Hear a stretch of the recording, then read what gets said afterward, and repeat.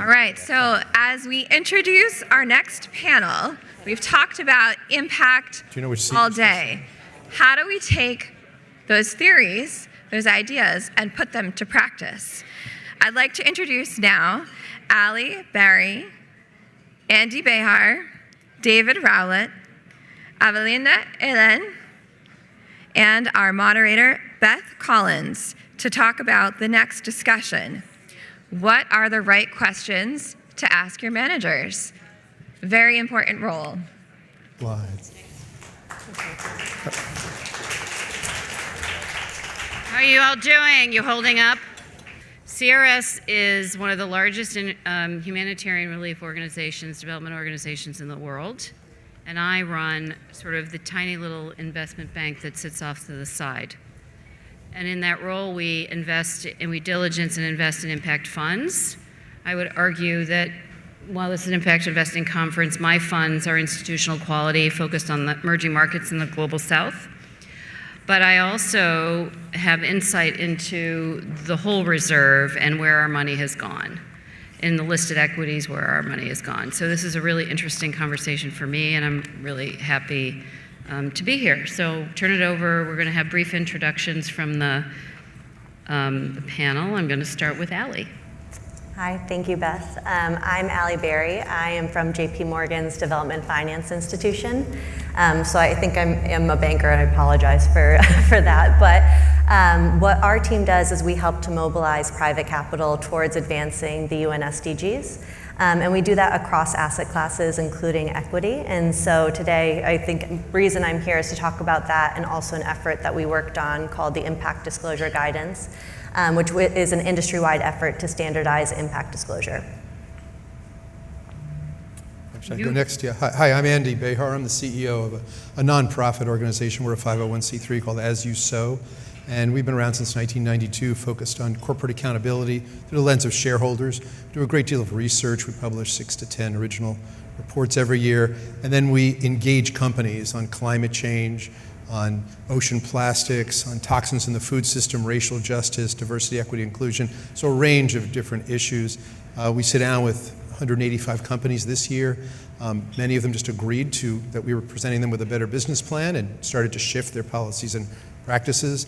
99 did not, so we escalated, and we're best known for filing those 99 shareholder resolutions that then organize shareholders for a vote and then continue the conversations. But ultimately, we are helping these companies to create long-term sustainable growth and to reduce material risk for all stakeholders. Hi, I'm David ROWLETT. I work at T. Rowe Price. We are a $1.5 trillion AUM asset manager. I've been impact investing for the last 3 years, but I've been at T. Rowe for 17 and been investing for over 21 years. So this is my third Phenix event, and I'm happy to be back here with the impact folks. I'm EVALINDE. I'm a board member for 4 Dutch pension funds. I'm responsible for the investment portfolio. At 3 of those pension funds, I'm also the point person for ESG policies, helping them develop but also grow ESG policies, and lately also ESG risk frameworks, which is very important, especially in the Dutch market from a regulatory point of view as well. In the UK, I advise pension fund boards on how to set up ESG policies, how to develop ESG investment beliefs, and I use my Dutch experience to help them forward. And I've been in ESG for 15 years now, when it really started to get traction in the Netherlands, and it started to become mainstream to have an ESG policy. That's when I entered the space. So happy to be here and share my experience with all of you. Thanks, everybody. I think it's a really interesting panel that we have. We have a board expert and an advisor. So it's a really interesting perspective. And I'm going to go out of order a little bit. Andrew, I want to start with you. What is the single most critical question you believe investors should consistently ask their fund managers to ensure alignment with their impact and stewardship goals? This to me? I'm starting with you, yeah. The single thing that asset managers should be doing is realizing the extent of their power. Money is power, and right now what we're seeing is that most of the asset managers, they are on proxy voting, they're voting with management. They're endorsing the status quo. They're sending a signal that they like exactly how the extractive economy works. And the extractive economy is not working very well. We are in a major shift from Milton Friedman concept of externalizing your costs to a Joseph Stiglitz framework. And if you haven't read his new book, which is called The Road to Freedom, there is another way to do capitalism that will serve all of humanity. So the asset managers need to understand their responsibility as part of this. Now, I also like that they're starting to turn over that power to the underlying share owners. The people who earn the money should have the right to decide how it's invested and how their proxy votes are voted. And based on what we've seen, we think that if everyone actually got the right to vote, if the 100 million people with $10 trillion in 401k plans actually could vote their values, you would see a shift in every board of directors of every publicly traded company, and every company would have a climate transition plan, a justice plan, and greater diversity. So we believe that the power is there, it's just that most people, individuals, and all the people who earn the money just don't understand that they have the power, and they've abdicated their power before they even know they have it. So I believe asset managers have this responsibility to actually work with the companies to actually get them to look for, and it's really about time horizon. You know, again, going back to Milton Friedman, it's all very short term.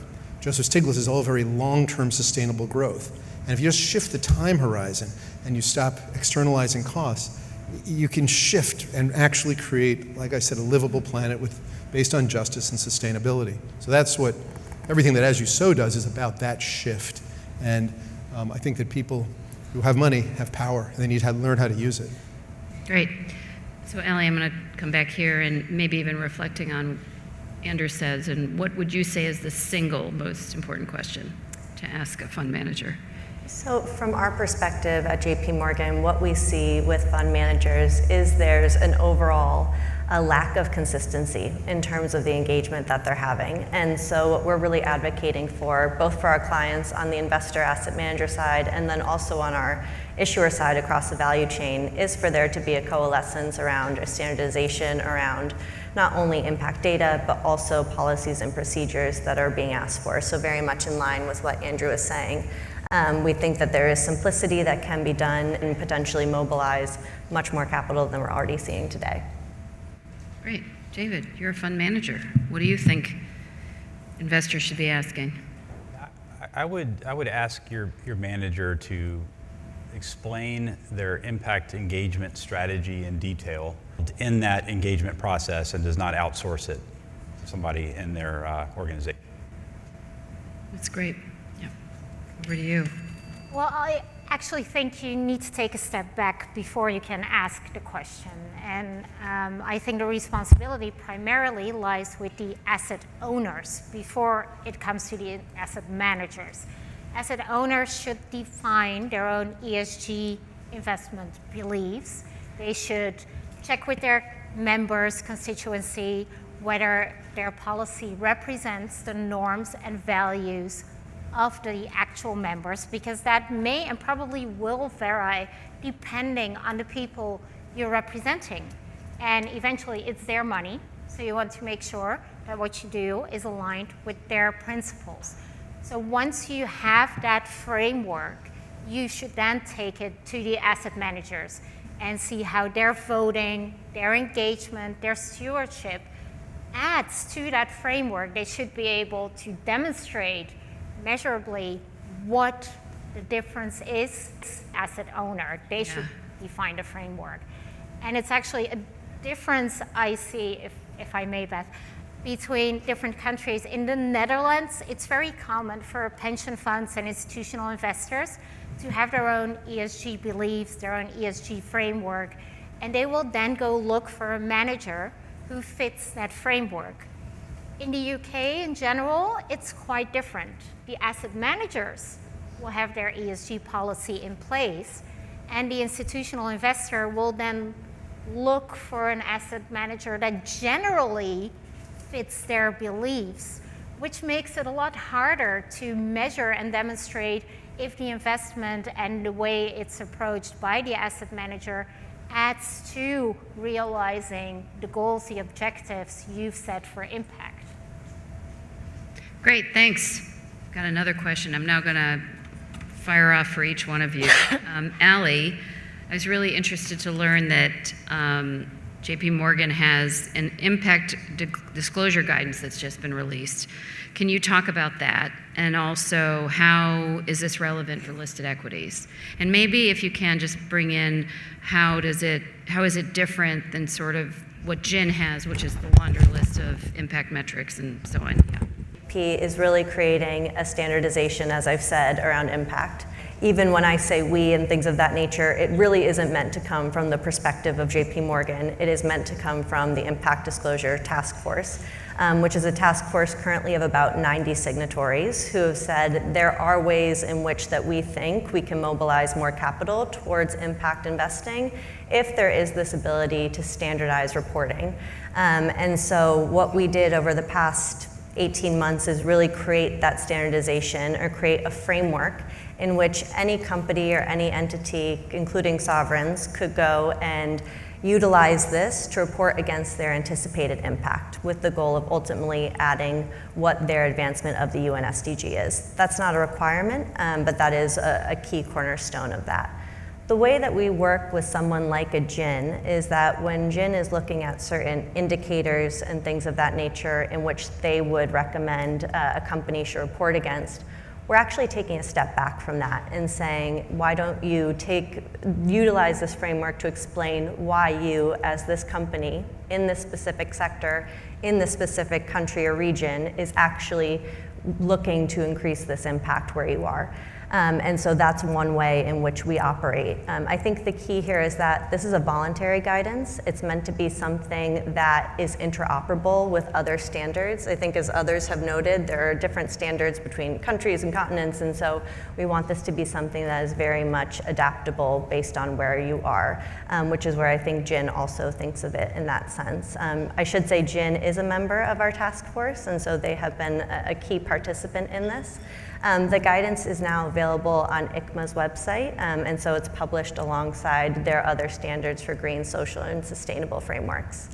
So that's really how we think about it, and we at JP Morgan are really looking to work with our clients across the value chain in creating this framework and utilizing it in the market in real time, and that includes across listed equities as well. How do you, just a quick follow-up, how do you utilize the document and balance transparency with liability and maybe any unintended consequences?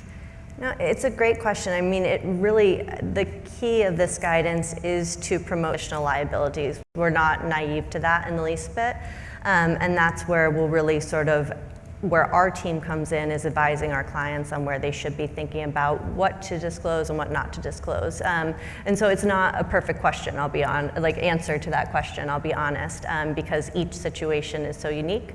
But we do think at the heart of impact disclosure has to come a level of transparency, and then it's a conversation with the specific companies we're operating with. Great, thanks so much. Can I jump in for just a second? Yeah, go ahead. We've been filing shareholder resolutions with JP Morgan for years, asking JP Morgan to disclose their carbon footprint based on their loan book. And I mean, it started with the Dakota Access Pipeline, where JP Morgan was funding essentially the pipeline, and here you've got all these indigenous people dogs being sicked on them. And we went to JP Morgan and said, look, this is affecting your brand. You are being associated with this. And they're like, no, we gave it to this company. We don't know what they did with it.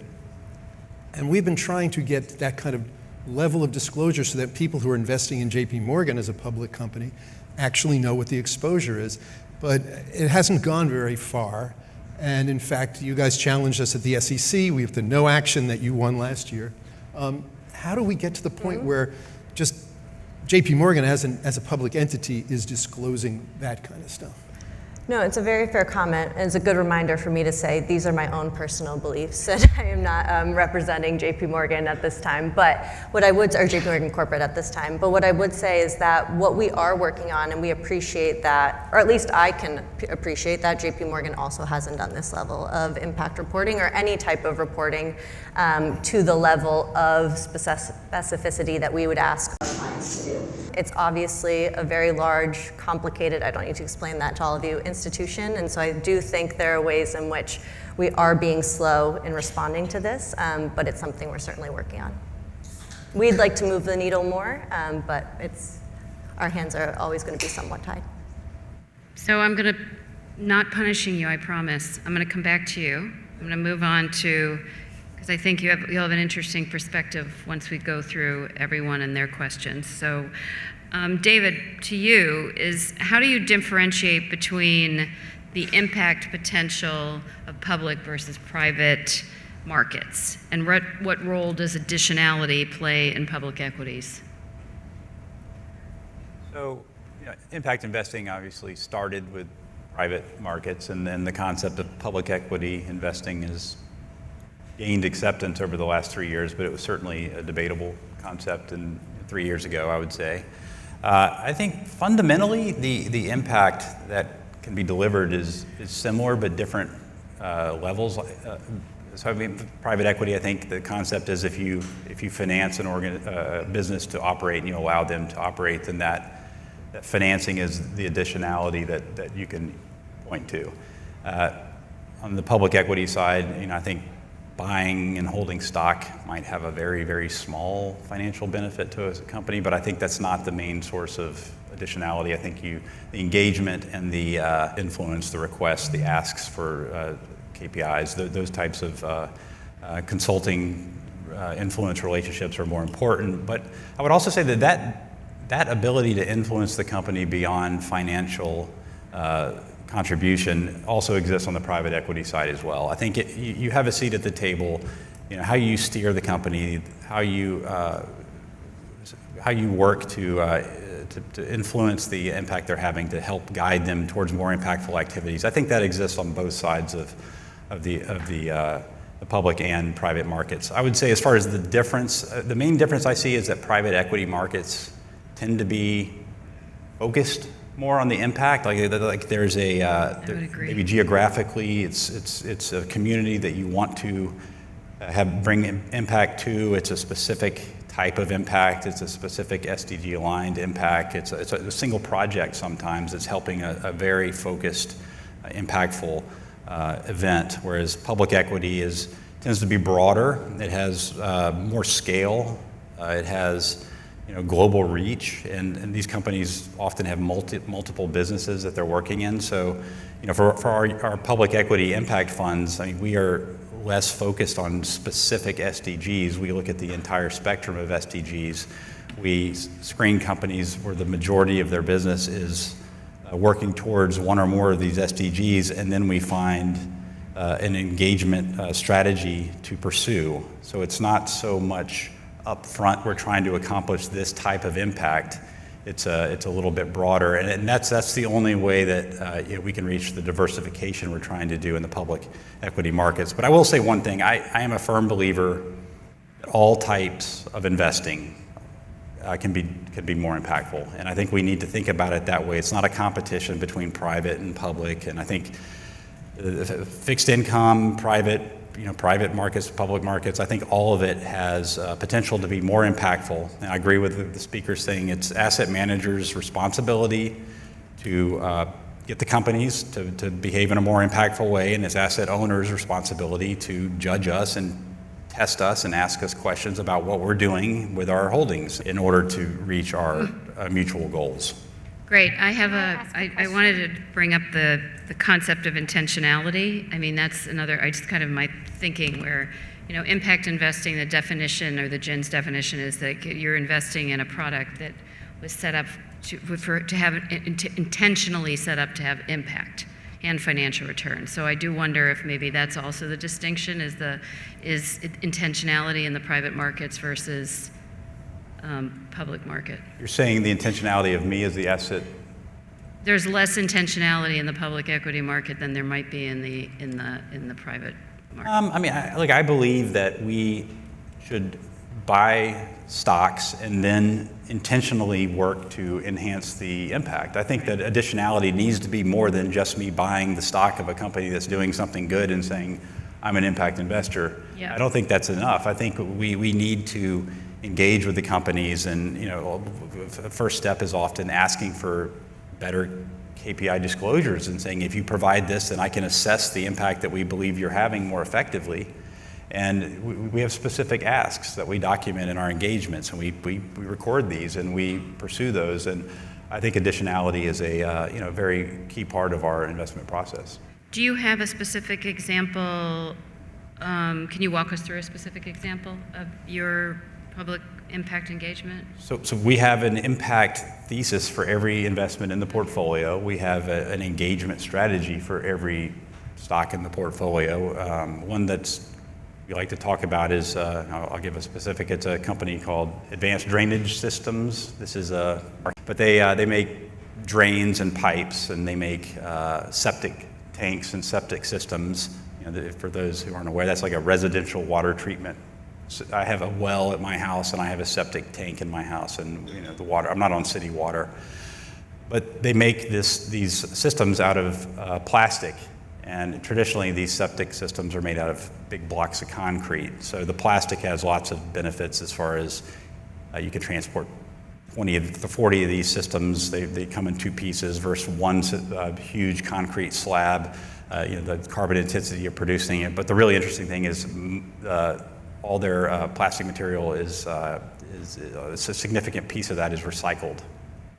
So when we first were expressing interest in investing in the company, the CEO actually flew to Baltimore and met with us, which was kind of nice. And we spent a lot of time. We requested, we wanted to go see their facility in beautiful Winchester, Kentucky, because that's where they do a lot of their manufacturing. It's also where they do a lot of their recycling work. And so my team analyst, Kautar, and I spent the whole day going to Winchester. They brought their management team, gave us a full tour, presentations. We asked a lot of questions, spent a lot of time with their recycling technology person.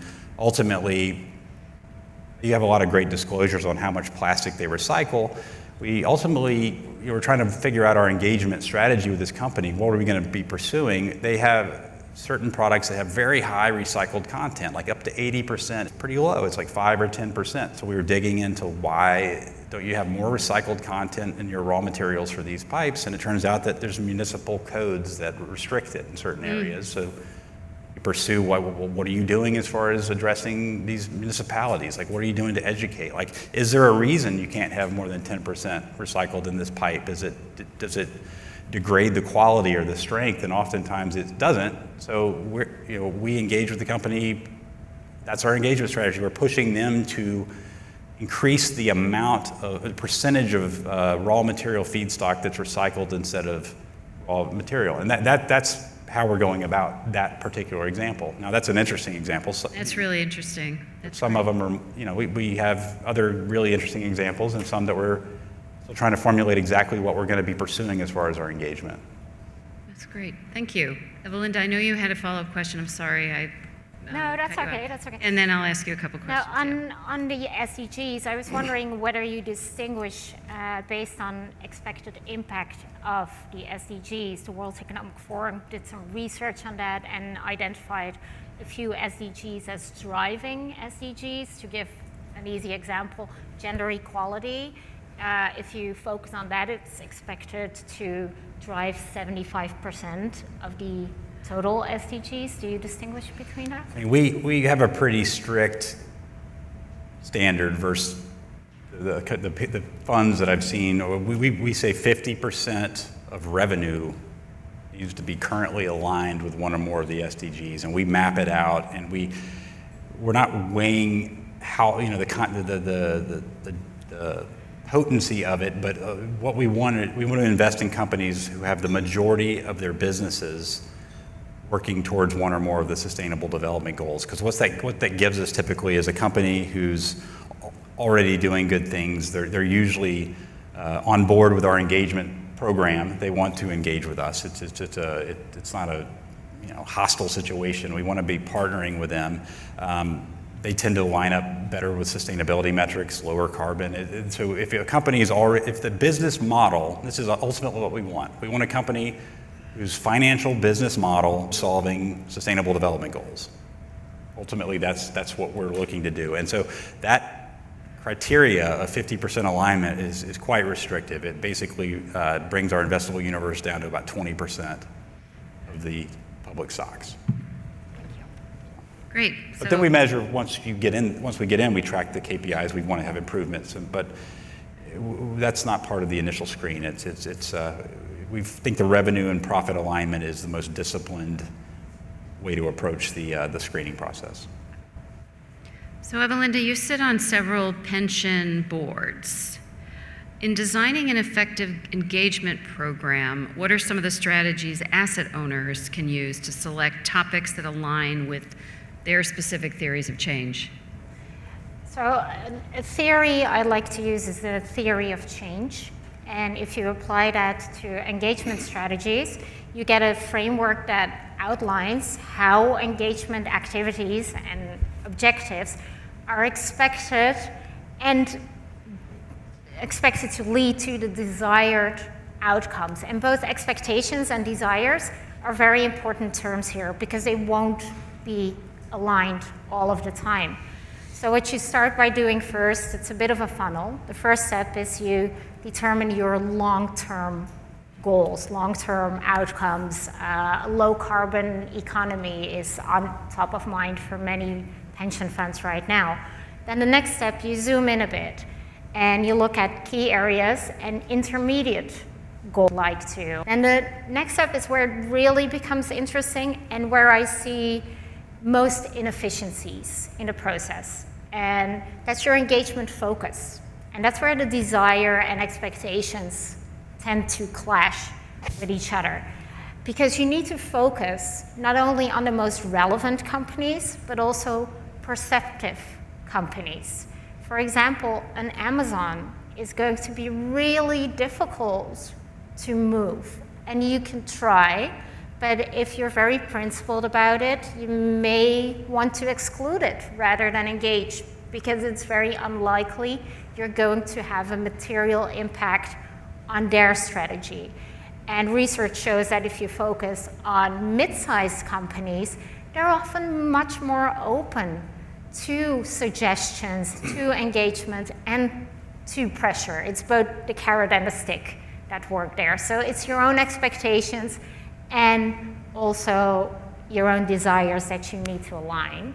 And then finally, as I think we've all been saying, the reporting part. Tracking your progress and also where you don't make progress. It's not just a justification towards your members. It's not just about being accountable. It's also for yourself. When you can see on paper every quarter what's the progress we've made and what not, because then it really opens your eyes, because a company may seem very perceptive when you're talking to them. I also think it's very important when it comes to engagement, joining forces. And I'm on 4 boards combined, about 20 billion euros in assets, but on a global scale, that's really not much. So with your fiduciary manager or OCIO, you want to see if you can combine forces with other institutional investors that have similar or the same principles. And then there's a lot more capital sitting at that table, and companies will be more easily swayed. It may also mean you may have to compromise on some of your objectives because they don't fully align with other institutional investors, but it does really make a huge difference to work together. Yeah, totally agree with you. And I have a slight anecdote.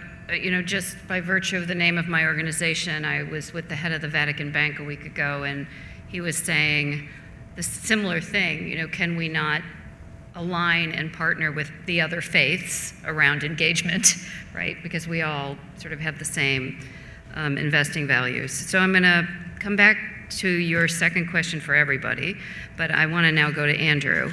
So you may have a reaction to some of the comments here. You may want to discuss that, but specifically, there's a lot of labeling regimes out there in impact investing, not just ESG, which I think we're touching on here.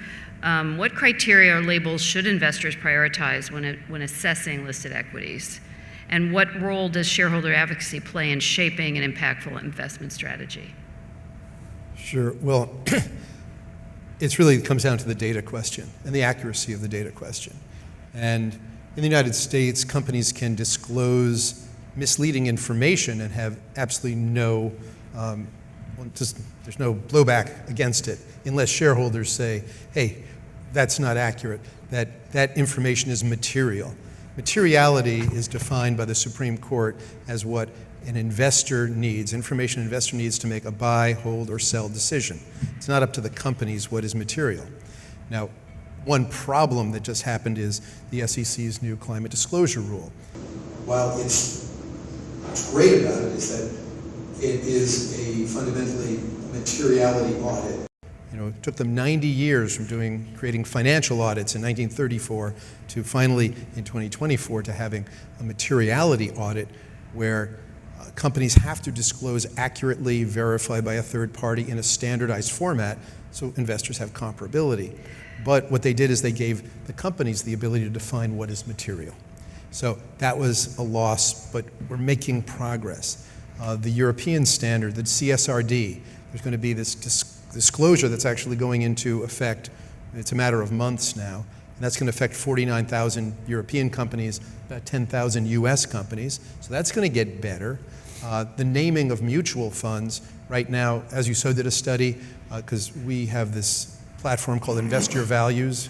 Please visit investorvalues.org. We rate and rank 6,000 mutual funds every month, and on fossil fuels, deforestation, prisons, et cetera.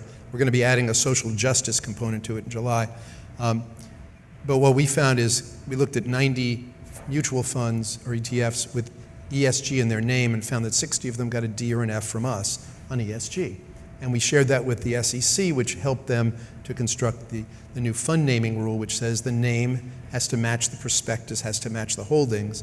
And in the UK, the FCA just came out with sustainability guidelines that are way better than in the US.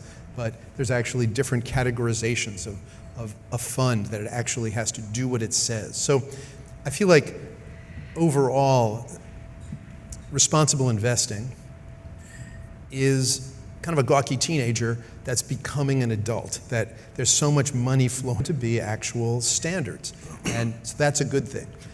But still, there's a lot of misleading information out there, you know, and not to harp on, but Sustainalytics or MSCI, when they scrape bad data and put it in a database, doesn't make the data any better. And I know a lot of people, they look at it's in a database, it must be good. We actually created a spin-off called As You Know. We're going to be launching it in a couple of months.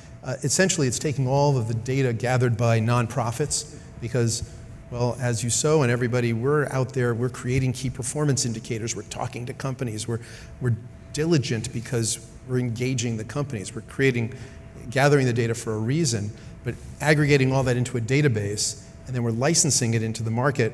And what's happening is then the license fees we distribute out to all the nonprofits so they can maintain the data. Because that's one of the problems with nonprofit data is you get a grant, you make great KPIs, you write a report, but then how do you maintain the data? And data goes stale very quickly. So we're trying to solve that problem where the data gets better, license fees come in, the data gets maintained. So we're trying, so the bottom line is there's a lot going on with getting better data. And that's what, you need that because then you can actually make a smart decision, which is your fiduciary duty, you know, as an asset manager or as just an investor or an advisor. Right now, it's you know, and a lot of folks are doing, you know, good work. SASB, ISB, GIN. I mean, I believe it's all coming. It is actually coming together. The oil industry does not like you to have good data. In fact, they have passed laws in 18 states that made it illegal to do sustainable investing or even to assess and address risk. There's this fellow named Leonard Leo got $1.5 billion to try to stop this shift toward greater accountability and greater data, trying to just undermine the entire system of shareholder advocacy. They're filing lawsuits. There's, probably most of you know, As You Sow is under investigation by the House Judiciary Committee, along with BlackRock, Vanguard, State Street, ISS, Glass Lewis, the entire global economy. Not to mention 130 new folks who are all the pensions and faith-based investors. So it's become political because the oil companies have made it political by giving the kind of resources to the far right And they've created this, what they call an anti-ESG crusade to try to, and this is their words, but to crush the left, crush the woke mind virus, the progressive woke mind virus. So just realize what you're up against, that we're doing something that must be really effective if they're spending $1.5 billion to try to suppress this work. Because this is, again, I keep going back to it, the shift from Milton Friedman to Joseph Stiglitz, from extractive economy to regenerative economy. We are part of it. All of you are part of it. And investing in companies that are doing it, those are the companies that will be thriving in 10, 20, 30, 50 years. There's going to be a lot of companies winding down. But this is, and the election, next Tuesday is going to be a very important day in this because, not to get political here, but part of Project 2025 will absolutely, there's a whole section on how to crush all the work that's happening here on responsible investing. They want irresponsible investing. That is a stated goal. So Yep. I'll hold there. Thank you. My commercial message is that I was at a conference probably a year or two ago where there was someone on stage that said, you don't have to be the expert. You can leave it to your fund manager and your advisor on what the impact's going to be. And I just, I fundamentally disagree with that. You better ask the right questions. I'm also struck, I'm really taking the stage here, but I'm also struck, like we talked about Amazon. Amazon's not an impact investment by any stretch of the imagination, right? I mean, and CRS, the largest humanitarian, one of them, largest in the world, 90% of the reserve are in the tech stocks that one would argue none of them are even ESG forward. So, what are the questions that my investment subcommittee are asking? Where are they? And going back to the theory of change, it's like... I got to just say with Amazon, and we've engaged with Amazon for a decade now, they're buying 100,000 electric vehicles. They have a net zero plan that they're going to get there to 2040, and they're bringing along a lot of companies. Through our advocacy, they've agreed to stop using those plastic mailers. You probably notice your mailers are all now compostable. Okay, that's billions. So, when you get a company like Amazon to make a decision like no more plastic mailers, we're talking billions. So that they have a scale. Now, everyone at Amazon happens to have their 401k plan in companies that are burning down the Amazon. And so there's good things, and then there's also really problematic things with Amazon. We're also suing Amazon for selling a face whitening cream with 38,000 times the legal limits of mercury. So there isn't... No, I know. I just think the message is just get the information, know what you're investing in. That's, so how do you, I'm going back to you, Evelinda, and I think it'd be interesting for all of you, is like, how do you make sure engagement is not ESG or impact washing? I think that's a really good question because unfortunately a lot of investors have been using it as such. Yep. If they get confronted because they're invested in a controversial company, they'll say, well, we're engaging, so we're working on it. And engagement can be really just one automated letter sent annually. You don't even need to get a response that classifies as engagement. And a lot of investors have been doing it as such. So you're guilty until proven innocent. So you really need to make an effort, and it starts with the change framework, so you make sure that you engage with companies where you can actually achieve something. Second, transparency on every side. So the engagement managers need to demonstrate what they're doing, how they're doing, but also you as a pension fund, as an institutional investor, have the responsibility to share that with your members and with the world, because pension funds have a wider social responsibility than just towards their members. Which also means that it is super important pension funds continue to engage, because there's so much money in the pension industry, and if we give up and say we're just going to either exclude or invest, a lot of possibilities. So that's unfortunate. What additionally helps a lot is getting an independent party to say something about your investment process. So get a third-party verification, let them say, we've audited this process, it looks fine, just so you can showcase how that's done. And finally, you have to be willing to follow through. If you're engaging with a company, but you're not going to be willing to divest, if there's no progress or insufficient progress, they will know. You just compared it to a teenager. I compare it to a toddler. If I tell my kids, you can't have a cookie, but if you take one anyway, nothing happens, they'll take the cookies. But there have to be consequences, and conversations will be different as soon as you give off that vibe that you're willing to do what it takes. That's great. Anybody want to comment on that? David? I can probably expand on that a little bit. So we are very thoughtful about the greenwashing angle to this. I mean, I think one of the key things that T. Rowe Price focuses on, we document everything, right? Every engagement is written up and put in our research management system along with our fundamental research. Who was there? What did we talk about? What did we ask the management team to do? The data of it.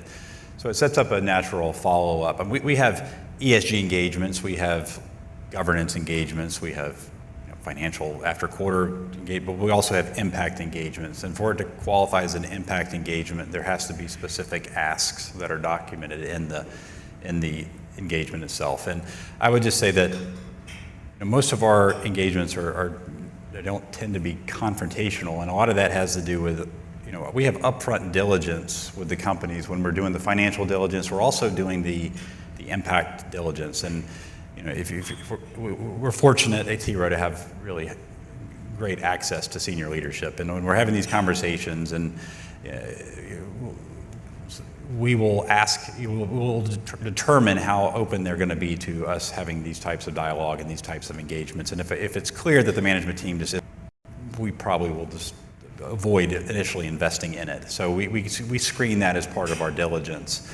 Another thing we like to do is invite sustainability folks into the meetings with us when we're meeting with the CEO and the CFO, and it's very clear if this is someone who actually has a role or is a box check when you start asking questions with everybody in the room. And so that's part of the diligence process. But I completely, again, the documentation, we do our annual reports where every impact engagement we've had is listed, and which companies, and if asked from our clients, we can actually produce the write-ups of the engagements, the attendance list, and what was mentioned in a detailed write-up. So we're trying to over-document.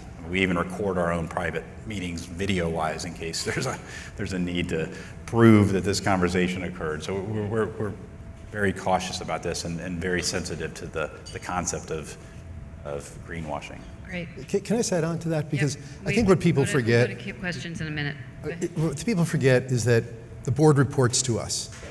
The board of directors reports to the shareholders. They are there we vote them in, we can replace them. Yes. And you can escalate. That if you get, first you sit down with them. If that doesn't go anywhere, you escalate. You file a shareholder resolution. If that doesn't get you where you want to go, you can run a dissident board slate. And if you can organize your shareholders, you can win. You can actually replace the board. You can also go beyond that. We file shareholder derivative actions where we represent the company and we sue our board of directors for breach of fiduciary duty. So realize, but it's about organizing. And this is where, and I know one of the sponsors is the PRI, $1 billion of assets that if the PRI could get people to actually if they would vote together as a block, you could literally change the entire system. And yet, it's organized, but it's just an umbrella organization that doesn't insist on that. I mean, we had a kind of a controversy with PRI because we had a resolution against slavery and supply chain, but they wouldn't ask their members to vote for it. And in fact, a lot of PRI members voted against it. And we took issue with that. Like, why not? Why can't all the shareholders in the world get together and say, you know what, no more slavery and supply chain? It would literally end. But it's just a matter of how do you organize that and how do you get a body that's willing to do that? That's amazing, yeah. ALLIE? ALLIE, you have anything before we go to questions? No, just quickly, I would add that in terms of when we're looking at this impact disclosure guidance, I think a lot of people think of impact only from the capacity of positive impact, and the negative impacts of a company are not always considered. And so a key tenet of what we are working with our clients more on is really thinking about where those thoughtful policies and procedures are coming from, and if they don't exist, or there needs to be remediation or ways in which stakeholders are engaging with you to think about ways to remediate, that should be disclosed clearly, and really not hidden away and done in a black box. And so that's, again, key to the cornerstone of transparency in the guidance. Thank you. Thanks, everybody. Any questions for the panel? Yep, I don't know if there's mics or we don't need mics. I can be loud. Okay, perfect. So from filing resolutions where needed, but a lot of the companies that are at the top market value in the economy have a dual share class structure. So filing resolutions can only go so far. So I'm curious, for those who do manage public equities, how do you handle that? Is the answer divestment, or is it another form of engagement and partnership on both the private and public side? I'd love to take this one because we're actually involved with Meta. Meta, for those of you who don't know, Mark Zuckerberg has a 10-to-1 voting preference. So essentially, it's an authoritarian regime. He has no oversight. I'm serious. This is what it's about. Meta is the center in the world for child pornography, for sex trafficking, harm to children, misinformation, disinformation, because Mark Zuckerberg likes it that way. He could simply change that. We know the engineers there. We've been engaging them for years. They can identify misinformation. They can identify sex trafficking. And we ask them, why don't you take it down? And they say, because it's not our policy. So it's really just Mark. And so we had a resolution we worked on with another group where it got a 17% vote. Now that's 60% of independent voters, okay? So 60% of independent voters want Meta to stop sex trafficking. Mark Zuckerberg, and so you can't file it for the third year because you need a 25% minimum. So we're actually going to be challenging that at the SEC. It's impossible to earn that 25%. So we believe we're going to be challenging authoritarianism at the corporate level, and we hope other partners will as well. I think that dual class, fine for raising money, you need A class, B class, you need your ratchets and all that, but in terms of voting, the vast majority of people who own shares in Meta do not want it to be the center for global sex trafficking and child pornography. What about you, David? Do you have an answer to that? Because you're a fund manager. You don't own not Meta the in the global US sex impact trafficking strategy. question. I mean, we definitely take every proxy vote seriously. We vote against directors when we feel the need to. And our relationship, again, like when we're going to vote against directors, we tell the company ahead of time. I mean, we have lots of meetings with these companies. If we have an issue, we tend to go set up an engagement, and we're in a fortunate position to be able to do that, frankly. I mean, the companies they reach out to us to have these conversations. So we use that conversation as an influence and say, look, we're going to vote against you unless you do X, Y, and Z. We try to actually use that as a leverage point, and then we will vote against the directors. And if things aren't resolved, then we will move on from the stock. But I don't see a ton of, I voted against directors because they weren't disclosing certain things that I thought the company should be disclosing, but we were very clear to them, if you just tell us when you're going to disclose these, we will vote with you, and they weren't able to, but it's not a surprise for us, or for them when we vote against the directors. I don't have any particular dual class situations in my mind that are in our portfolio currently that are a problem, but if there was a tyrant situation at the CEO level of a company that I didn't agree with their methodology, we would have never probably invested in it to start with for this impact strategy. Great, thanks. Any other questions? This great panel. I know we've got a reception coming up, but soon, not just yet, but thank you guys. Thanks. Anyone else, final words? We have 4 minutes. Yeah, you can't give away 6 minutes. Why don't we just just take a minute? Yeah. One thing I want to say since I don't have any commercial objective, anyone after this summit, if you want to soundboard on whatever related to ESG, just needs to reinvent the wheel, and wherever I can help with knowledge sharing, I'm more than willing to do that. That's great. And I know ALLIE has guidance that's on the website, I think, yeah? And Yes. I'm sure you do too, Andrew, and for the work that you do. And Yeah, please visit our website, asyousow.org. just email everyone here all the time. You can use all that stuff. Everybody, I guess everybody knows me. But the bottom line is you all have so much power, and just like use it, really just use it well, because in this moment in particular, corporate power is critically important, because right now the judiciary has gone completely over to the far right. Chevron deference, that's the Supreme Court case, has taken away the power of all the agencies to enforce, that companies are going to need to actually stand up and actually do a lot of self-enforcement and in the coming years, regardless of who wins the election. So I believe that investors can actually influence that. They can actually get companies, the better management teams are going to, again, shifting toward a regenerative economy based on justice and sustainability. That's where you want to put your money. Well, thank you. Great. Thanks, everybody. Thanks, guys.